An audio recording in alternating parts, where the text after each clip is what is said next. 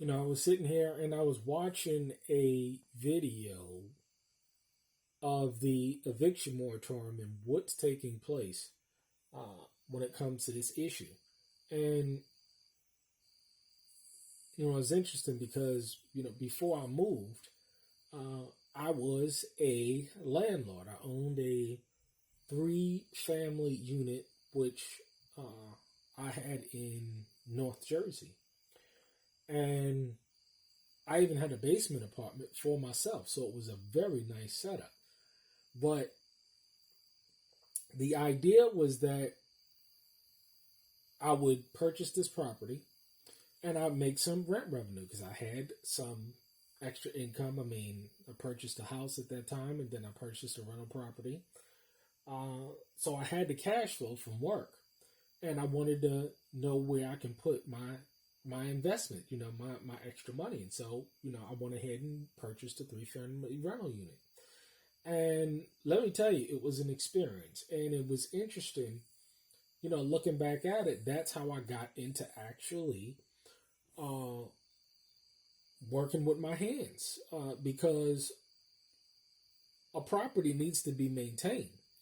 And having three different tenants, throughout the years, and then, going through tenants, having to pay, take tenants for back rent, having to evict tenants, having to clean up after nasty tenants, after dealing with disgruntled tenants. I mean, we have saw, a landlord has pretty much saw it all, after doing it for a couple of years as well. So, fast forward to today, and for the life of me, I couldn't understand why is it that I want to get into real estate to become a landlord, to deal with this kind of thing over and continuously and over again.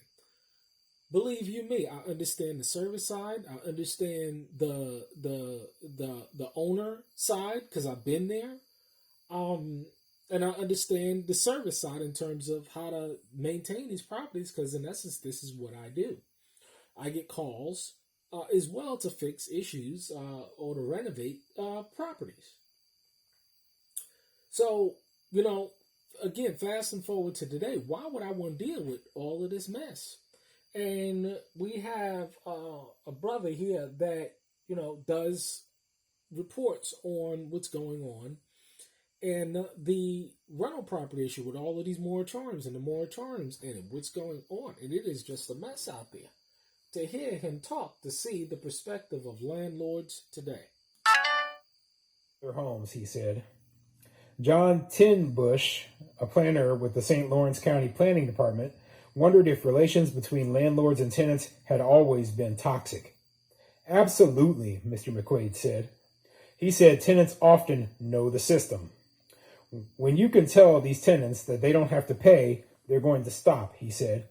Hypothetically, I have a landlord that's owed $18,000 in back rent for over a year and a half. How are that landlord and tenant going to agree?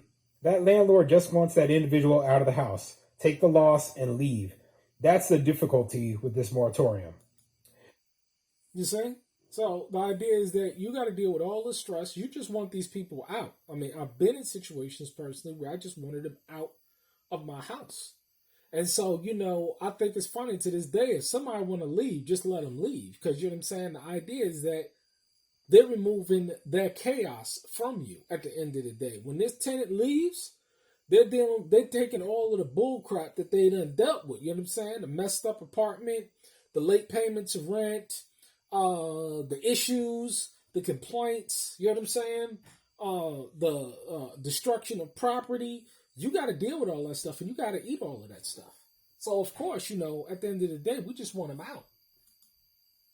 Now, before the eviction moratorium, I've had tenants before who didn't pay me rent and, even tenants I've had to evict before, okay? And the thing is, going after the tenants for the thousands of dollars that they owe you isn't even worth it a lot of the times because they can't, pay you. They just don't have the money. So you're spending a lot of money on attorneys, etc., and you're not able to actually get any money back. So, you see, at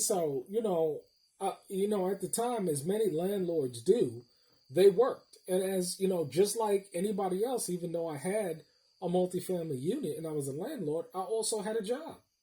I also had a career. I had responsibilities. I had to travel. I had to, and it was good that I worked from home at the time, so I could just work from home from my basement apartment, in the kitchen counter of the basement apartment, or off the bed.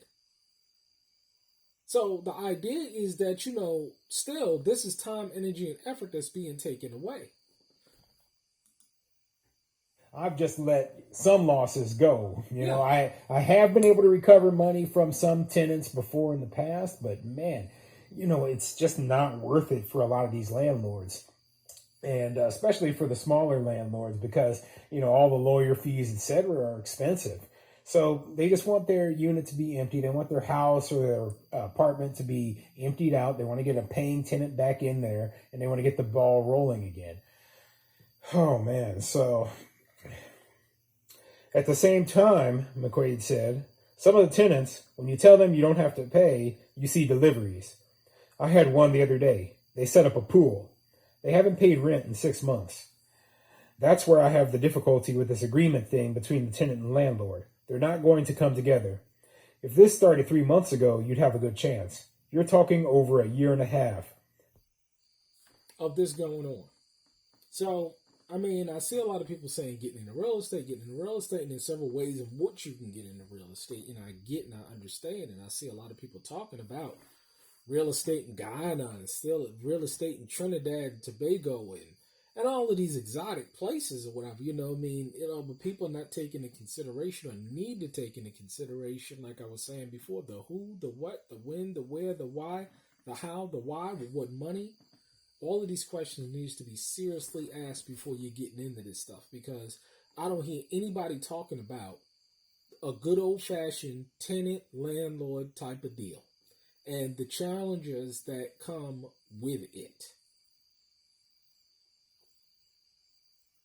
It is a lot of work. So the idea is that, can you make money? From the perspective, that's why I started to do projects in multifamily that I had myself. You know what I'm saying? I was doing sheetrock work for my own self. I was putting in the baseboards.